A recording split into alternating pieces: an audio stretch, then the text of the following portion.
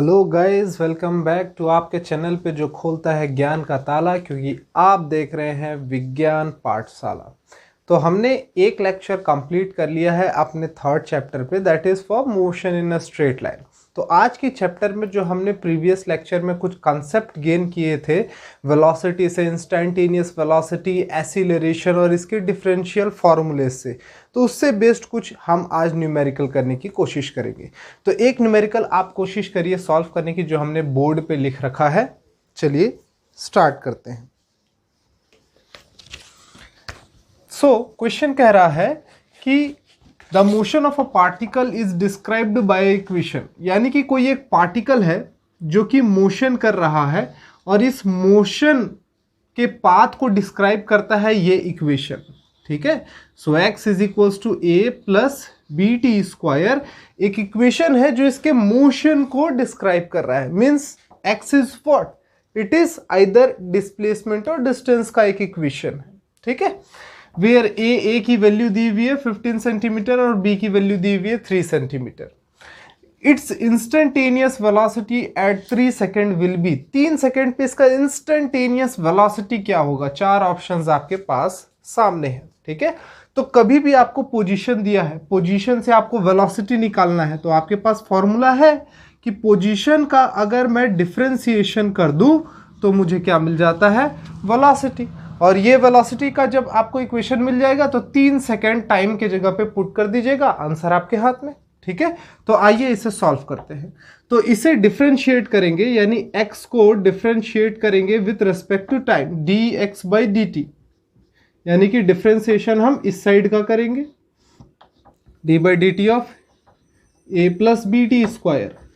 ठीक है, अब डिफरेंशिएशन इसका करेंगे तो d by D T of a plus D by D T of B T square. तो a तो कांस्टेंट है, ठीक है, इसका डिफरेंशिएशन करेंगे तो क्या आएगा, 0 आएगा। ठीक है, plus B T square, B constant बाहर आ जाएगा, टी स्क्वायर का डिफरेंशिएशन क्या होगा, 2t। ठीक है, क्लियर है बात। तो डिफरेंशिएशन करने के बाद हमको मिली वेलोसिटी, इसकी वैल्यू कितनी आई, 2bt। ठीक है, अब आपको निकालना है ये velocity at t is equals to 3 seconds. ठीक है, यही निकालना है 3 सेकेंड पे। तो अब वैल्यू पुट कर दीजिए, 2, b की वैल्यू दी हुई है 3 और t की वैल्यू रखना है हमें 3, तो कितना हो जाएगा, 3 3 ज़ा 9 2 ज़ा 18। सो क्योंकि ये सेंटीमीटर में थे तो यहाँ पे ये जो इक्वेशन है इसका यूनिट आ जाएगा centimetre per second. So answer B is correct. बोलिए, एकदम आसान सा क्वेश्चन था, कर लिया आपने, प्लीज नोट डाउन, नोट कर लीजिए इसे। चलिए ये क्वेश्चन करने की कोशिश करिए, सिमिलर है फर्स्ट क्वेश्चन के जैसा ही है। इस क्वेश्चन में क्या कहता है कि the displacement of a moving particle in a straight line is given by this, यानी कि डिस्प्लेसमेंट का आपको इक्वेशन दे दिया, s is equals to 2t square plus 2t plus 4। ठीक है, जहां पे s आपका मीटर में है, t आपका सेकेंड्स में है। तो एसिलरेशन पूछ रहा है, तो एसिलरेशन मैंने बताया था, डिस्टेंस या डिस्प्लेसमेंट का एक बार डिफरेंशिएशन करो तो वेलोसिटी आता है, और वेलोसिटी का एक बार डिफरेंशिएशन करो तो एसिलरेशन आता है। ठीक है, तो इसको 2 बार डिफरेंशिएशन करना है, सिंपल सी बात है, यानी कि ds बाई डी टी, जो कि किसके बराबर होगा, v के बराबर होगा। कितना आ जाएगा ये 2, और इसका डिफरेंशिएशन टी स्क्वायर का करेंगे तो 2t प्लस 2, यहाँ पे कांस्टेंट है, बाहर आ जाएगा, t का डिफरेंशिएशन कितना हो जाएगा, 1 हो जाएगा। ठीक है, और 4 कांस्टेंट है, इसका डिफरेंशिएशन 0 हो जाएगा। तो ये वैल्यू आ गई आपकी 4t प्लस 2। ठीक है, ये वेलोसिटी का फॉर्म है। अब इसका एक बार डिफरेंशिएशन कर दे तो क्या आ जाएगा हमारे पास, एसिलरेशन आ जाएगा।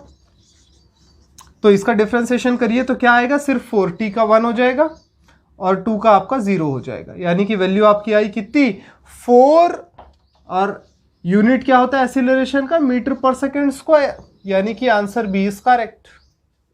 चलिए कर लीजिए, इसे भी नोट डाउन कर लीजिए।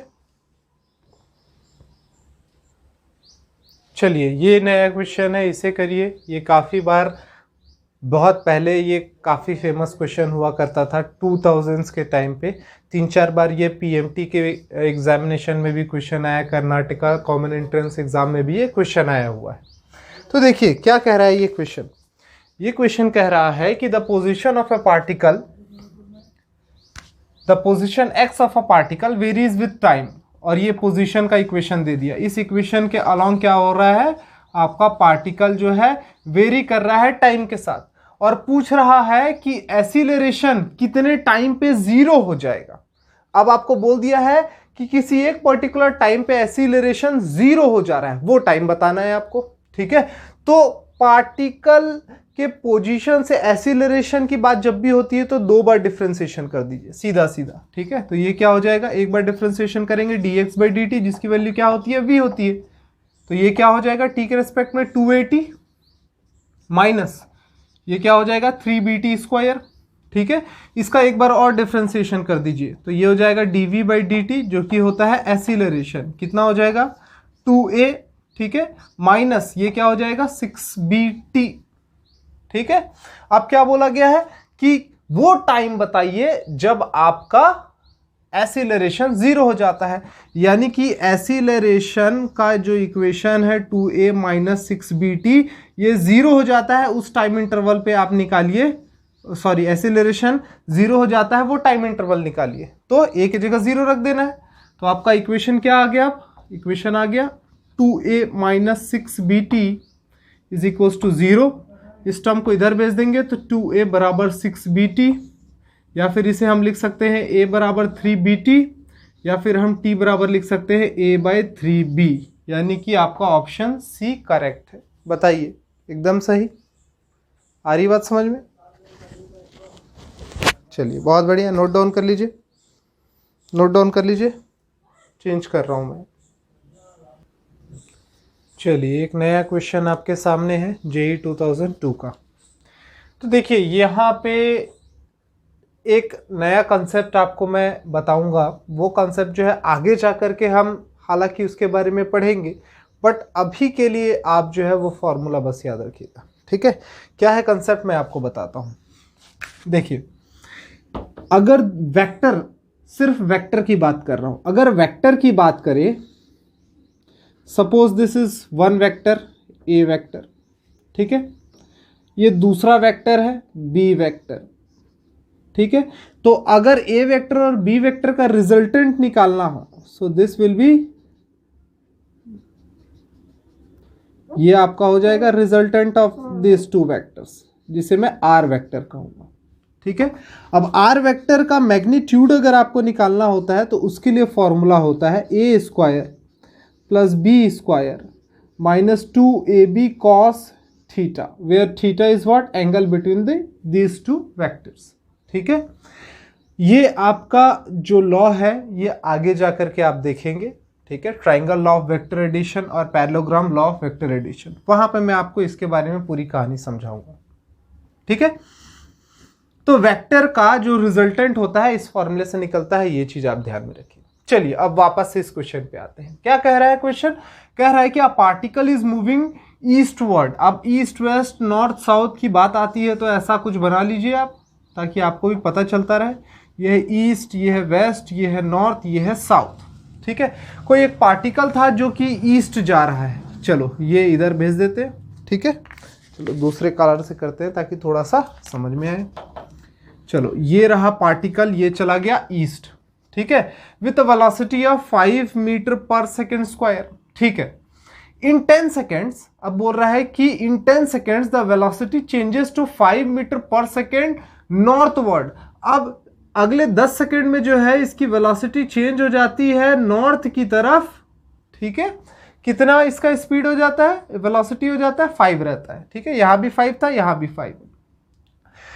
The average acceleration in this time, अब इस टाइम में एवरेज एसिलरेशन पूछ रहा है। ठीक है, क्लियर है बात? चलिए, तो एवरेज एसिलरेशन की बात करता है। ठीक है, तो फॉर्मूला आपको बता दूं मैं, average acceleration is equal to क्या होगा, change in velocity upon change in time, यही होगा एवरेज एसिलरेशन। अब इसके लिए तो आपको चेंज इन वेलोसिटी निकालना पड़ेगा, डेल्टा वी।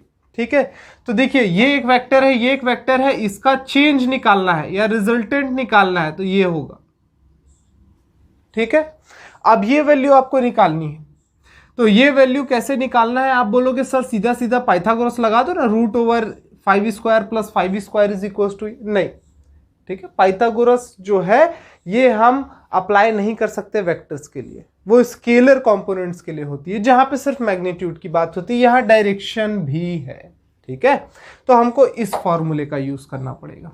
तो यहां पे डेल्टा वी का फॉर्मूला क्या आ जाएगा? √5², ये a है, सपोज ये b है, तो a² + b² - 2ab cos theta, theta कितना है इन दोनों के बीच में? 90 डिग्री, सो cos 90। और cos 90 कितना होता है? सभी को पता है 0 होता है। तो ये वाला पूरा कंपोनेंट क्या हो जाएगा? 0 हो जाएगा। तो वैल्यू क्या निकल करके आई? 5² + 5², ठीक है। तो ये क्या हो जाएगा? 25 + 25 √50, ठीक है। या फिर हम कह सकते हैं इसे 5√2, ठीक है। ये किसकी वैल्यू आई? डेल्टा वी की। अब ए की वैल्यू निकालनी है delta we by delta T, ठीक है, यानी कि 5√2/10। तो ये 1 जा, ये 2 जा, ठीक है। ये √2 है, 2 का मतलब क्या होता है? √2 × √2। तो एक √2 से एक √2 कट जाएगा, क्या आएगा value? 1/√2। So the answer is 1/√2 मीटर/सेकंड²। अब इसका डायरेक्शन भी यहाँ पे दिया हुआ है, ठीक है। दो जगह 1/√2 1/√2।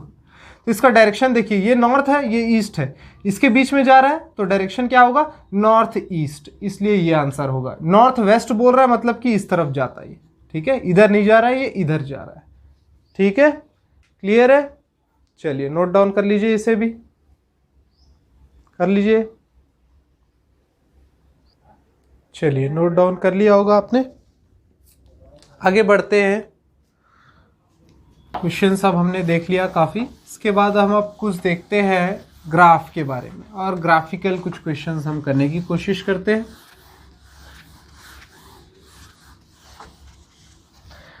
तो अब हम देखते हैं वेलोसिटी टाइम ग्राफ।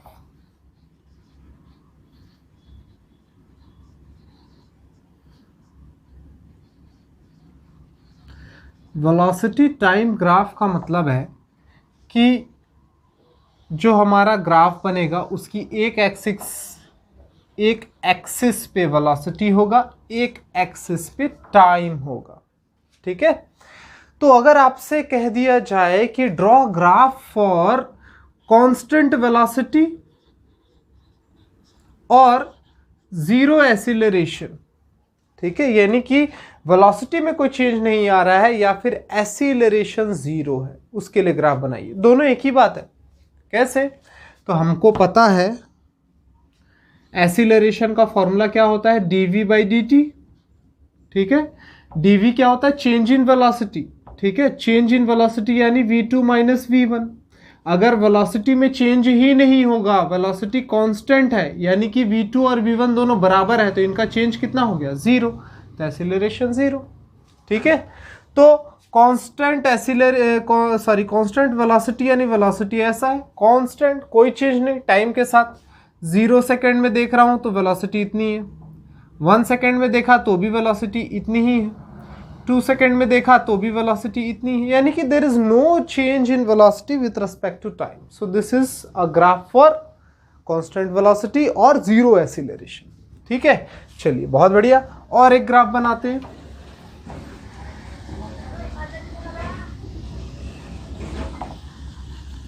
अगर मैं आपको बोल दूं कि इनफाइनाइट एक्सीलरेशन के लिए ग्राफ बनाइए, इनफाइनाइट एक्सीलरेशन के लिए ग्राफ बनाना, यानी कि इसका मतलब क्या हुआ? इसका मतलब हुआ कि एक्सीलरेशन यानी क्या होता है? Change in velocity with respect to time. ये वैल्यू इनफाइनाइट कब हो जाएगी? जब टाइम आपका 0 हो जाएगा और ये वाली वैल्यू एकदम इनफाइनाइट हो, यानी कि 0 सेकेंड में या फिर बहुत ही कम टाइम में बहुत ही हाई वेलोसिटी एक्वायर कर लेना। अब देखिए इसके लिए ग्राफ ऐसा सीधा लाइन खींच दो, देखो टाइम 3 सेकेंड में, ये 1 सेकेंड, 2 सेकेंड, 3 सेकेंड, 3 सेकेंड में ही वेलोसिटी क्या हो गया? इनफाइनाइट हो गया, यानी कि एक इंस्टेंट ऑफ टाइम पे वेलोसिटी जो है बहुत हाई हो गया। तो ये ग्राफ क्या बताता है? आपका एक्सीलरेशन कितना है? इनफाइनाइट है, ठीक है। अगर आपको बोले यूनिफॉर्म वेलोसिटी के लिए ग्राफ ड्रॉ करिए, तो यूनिफॉर्म वेलोसिटी का मतलब होता है कि जो चेंज इन वेलोसिटी है या इंक्रीज इन वेलोसिटी है वो एकदम यूनिफॉर्म है, यानी कि कांस्टेंट है। ठीक है, तो मैंने क्या बोला, यूनिफॉर्म वेलोसिटी, यानी कि 1 सेकेंड पे वेलोसिटी थी 5, 2 सेकेंड पे वेलोसिटी हो गई 10, 3 सेकेंड पे वेलोसिटी हो गई 15, 4 सेकेंड पे वेलोसिटी हो गई 20, 5 सेकेंड पे वेलोसिटी हो गई 25। तो मैं देखूंगा कि हर 1 सेकेंड अगर चेंज होता है तो वेलोसिटी में इंक्रीज कितने का आ रहा है, 5 का। फिर अगले 1 सेकेंड के चेंज में वेलोसिटी का इंक्रीज कितना हुआ, 5 का। अगले 1 सेकेंड के इंक्रीज में फिर वेलोसिटी का इंक्रीज कितना हुआ, 5। यानी कि कॉन्स्टेंटली वेलोसिटी इंक्रीज तो हो रहा है लेकिन कॉन्स्टेंटली इंक्रीज हो रहा है। ठीक है, तो इस केस में अगर बात करें चेंज इन वेलोसिटी कितना है, तो चेंज इन वेलोसिटी इन दोनों के बीच में निकालेंगे, 10 - 5 = 5, यहां पे निकालेंगे 15 - 10 = 5, यहां पे निकालेंगे 20 - 15 = 5, यानी कि चेंज इन वेलोसिटी तो कांस्टेंट है। ठीक है, तो यूनिफॉर्म वेलोसिटी को ही मैं बोल सकता हूं कांस्टेंट एक्सीलरेशन ग्राफ। ठीक है, तो इसका ग्राफ कैसे आएगा, तो मैंने बोला कि 1 सेकेंड में आपका वेलोसिटी था 5, चलिए इन दोनों को मीट कर लीजिए। ठीक है, फिर अगले सेकेंड में वेलोसिटी हो गया 10, चलिए ठीक है इनको मीट कर लीजिए। फिर मैंने बोला अगले सेकेंड में वेलोसिटी हो गई 15, इसे मीट कर लीजिए। ठीक है, इन पॉइंट्स को जब कनेक्ट करेंगे, और लाइन ड्रॉ करेंगे तो लाइन आपका ऐसा आएगा, स्ट्रेट। ठीक है, तो ये क्या है आपका यूनिफॉर्म एक्सीलरेशन के लिए ग्राफ। बोलिए क्लियर है? ठीक है, अगर बात करें कि इंक्रीजिंग एक्सीलरेशन के लिए ग्राफ बनाइए, यानी कि एक्सीलरेशन इंक्रीज हो रहा है, कॉन्स्टेंटली इंक्रीज हो रहा है, तो ये देखिए ये ऐसा इंक्रीज हो गया। ठीक है, वेलोसिटी टाइम, ये किसके लिए है, इंक्रीजिंग एक्सीलरेशन के लिए। ठीक है, क्लियर है? ठीक, अगर आपको बोल दे कि डिक्रीजिंग एक्सीलरेशन के लिए ग्राफ प्लॉट करिए, तो डिक्रीजिंग एक्सीलरेशन के लिए ग्राफ देखिए ऐसा होगा, ये स्लोप नीचे की तरफ आ जाएगा। ठीक है, एक चीज और बात करते हैं, अगर इस ग्राफ का मैं स्लोप निकालना चाहूं, ठीक है, स्लोप यानी कि ये जो लाइन है ये एंगल थीटा निकालना। ठीक है, इसी को क्या कहते हैं, स्लोप कहते हैं। ठीक है, तो इस केस में स्लोप बराबर क्या हो जाएगा, tan थीटा। tan थीटा क्या होगा, ये परपेंडिकुलर अपॉन बेस, यही फॉर्मूला होता है, परपेंडिकुलर अपॉन बेस। ठीक है, क्लियर है? और ये परपेंडिकुलर क्या है, यहां पे ये परपेंडिकुलर क्या है, अगर इस एक्सिस पे लेके आए तो change in velocity upon base, ये क्या है, चेंज इन टाइम। तो dv/dt क्या होता है, एक्सीलरेशन, यानी कि slope of velocity time graph gives you acceleration. बहुत इंपॉर्टेंट कंक्लूजन है, याद रखिएगा। ठीक है, चलिए एक और कंक्लूजन आपको बता, ये सारी जो चीजें मैं आपको बता रहा हूं ना, ये न्यूमेरिकल सॉल्व करने में काम आएगा। ये सब कंसेप्ट आपके दिमाग में होना चाहिए कि वीटी ग्राफ का स्लोप क्या देता है, एक्सीलरेशन देता है। अब अच्छा, इस ग्राफ की बात करता हूं, मैं आपसे पूछूं कि ये एरिया कितना है, तो आप क्या बोलोगे, एक रेक्टेंगल जैसा दिख रहा है, इसका ये लेंथ हो गया t और ब्रेड्थ हो गया v, तो t इंटू वी कर लो, ये एरिया आ जाएगा। ठीक है, बिल्कुल सही बोल रहे हैं ना। अच्छा, अब ये t इंटू वी, अगर मैं वेलोसिटी का या स्पीड का फॉर्मूला देखूं तो डिस्टेंस अपॉन टाइम होता है, और ये t को इधर भेज दूं तो v इंटू टी क्या देगा, डिस्टेंस। ठीक है, यानी कि area under the velocity time graph gives you the distance travelled by the object. क्या बोला मैंने, area under VT graph gives you distance travelled by object. ठीक है, समझ में आया ये डिस्टेंस कहां से आया। चलिए, ये इंपॉर्टेंट दो कंक्लूजन्स है और ये कुछ ग्राफ्स है, इसे ड्रॉ कर लीजिए अपनी कॉपी में।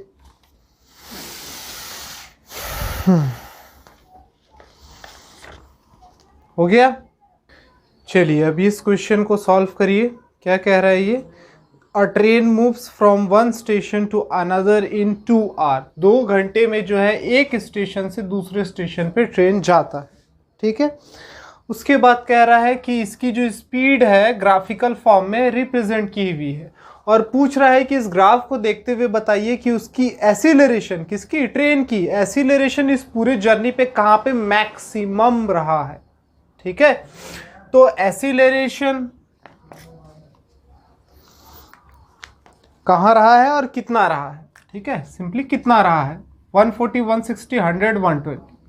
तो एसिलरेशन का तो फॉर्मूला हमको पता है, क्या होता है, dv/dt। क्या यहाँ पे वेलोसिटी से रिलेटेड, वेलोसिटी या स्पीड से रिलेटेड है। ठीक है, तो जब ग्राफ दिया हुआ है ना तो डायरेक्टली ये वाला आप दिमाग लगाइए। एसिलरेशन बराबर क्या होता है, tan थीटा, यानी कि स्लोप। ठीक है, ये tan थीटा भी dv/dt के बराबर ही होता है। तो देखिए कहाँ पे ये dv/dt बड़ा आ रहा है, यानी कि थीटा एंगल कहाँ पे आपको मैक्सिमम दिख रहा है। ठीक है, तो यहाँ पे ये इससे थीटा ये होगा, यहाँ पे थीटा ये होगा, यहाँ पे तो 0 हो गया, यहाँ पे थीटा ये हुआ और यहाँ पे तो नेगेटिव हो जाएगा थीटा। ठीक है, तो ये तो होना ही नहीं, यहाँ रिटार्डेशन हो रहा है, वेलोसिटी कम हो रही है, एसिलरेशन हो ही नहीं रहा है। यानी कि थीटा देखेंगे तो ये CD के बीच में मैक्सिमम मिल रहा है। ठीक है, तो यहाँ पे tan थीटा CD के बीच में निकाल लीजिए, कितना आ रहा है tan theta, perpendicular upon base. Perpendicular यानी कि ये वाली वैल्यू कितनी है, ये 60 - 20 अपॉन बेस। ठीक है, इसके बीच में ये बेस कितना है, 1.25 - 1।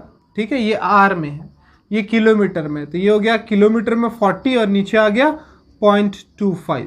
ठीक है, चाहे तो आप इससे 4 से मल्टीप्लाई ऊपर नीचे कर दीजिए ताकि ये 1 में हो जाए, तो ये क्या हो जाएगा, 160 किलोमीटर पर आवर। ठीक है, डायरेक्टली आपका आंसर आ गया बी। इस तरीके से ग्राफिकल क्वेश्चंस भी आ सकते हैं। ठीक है, please note down this, note down कर लीजिए। हो गया। चलिए एक और क्वेश्चन कर लेते हैं ग्राफिकल से रिलेटेड।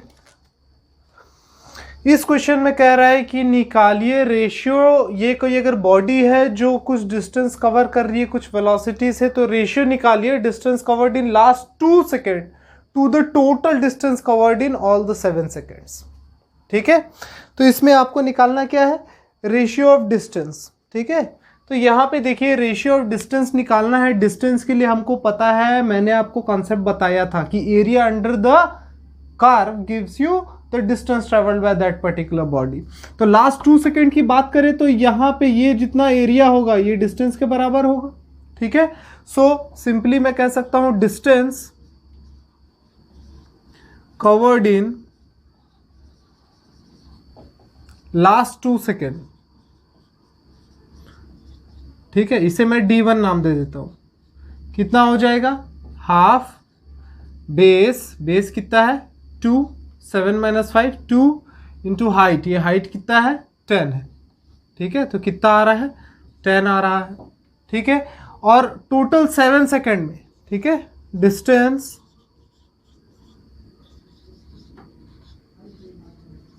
Covered in 7 seconds. ठीक है, ये क्या होगा 7 सेकेंड, यानी कि ये पूरे एरिया पैरेललोग्राम के बराबर। ठीक है, ये पूरे एरिया के बराबर। ठीक है, तो ये क्या होगा, एरिया ऑफ पैरेललोग्राम्स। ठीक है, तो पैरेललोग्राम का एरिया क्या होता है, half into sum of parallel side into distance between them. याद है पैरेललोग्राम का फॉर्मूला एरिया का क्या होता है। ठीक है, तो half into sum of parallel sides. अब पैरेलल साइड्स कौन कौन से हैं, ये है एक और ये है एक। ठीक है, तो इसकी वैल्यू कितनी है 5 - 3 2। ठीक है, प्लस ये वैल्यू कितनी है 7 इनटू डिस्टेंस बिटवीन देम, इनके बीच ये पैरेलल साइड्स के बीच में डिस्टेंस कितना है 10, तो ये 1 जा ये 5 जा, 7 + 2 9 5 जा 45, ठीक है। तो डिस्टेंस कितना ट्रेवल किया इसने 45 मीटर। बोलिए क्लियर है, देख लीजिए, ठीक है। तो आपसे पूछा क्या है, रेशियो पूछा था इन दोनों का, ठीक है। ये मान लीजिए हमारा d2 है, तो d1/d2 कितना हो जाएगा 10/45 यानी 2:9। बोलिए क्लियर है, होना चाहिए, ठीक है।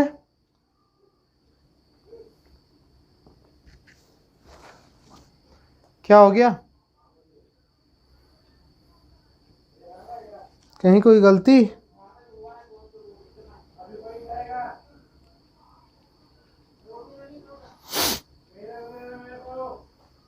कहीं कोई गलती?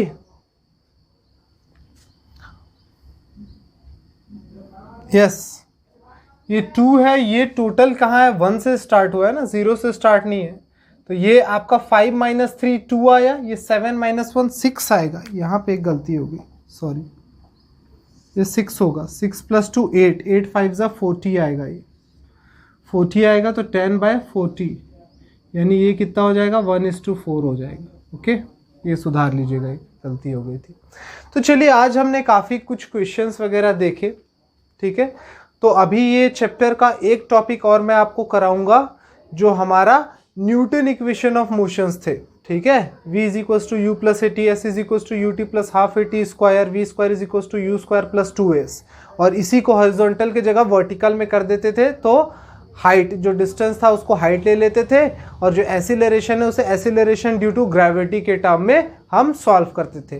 तो ये जो हमारा टॉपिक है इससे रिलेटेड एक हम क्लास और लेंगे, तो नेक्स्ट क्लास में बने रहिए, और भी बहुत ही इंटरेस्टिंग क्वेश्चंस के साथ हम नेक्स्ट वीडियो में फिर से हाजिर होंगे। तो आज के लिए सिर्फ इतना ही, थैंक यू।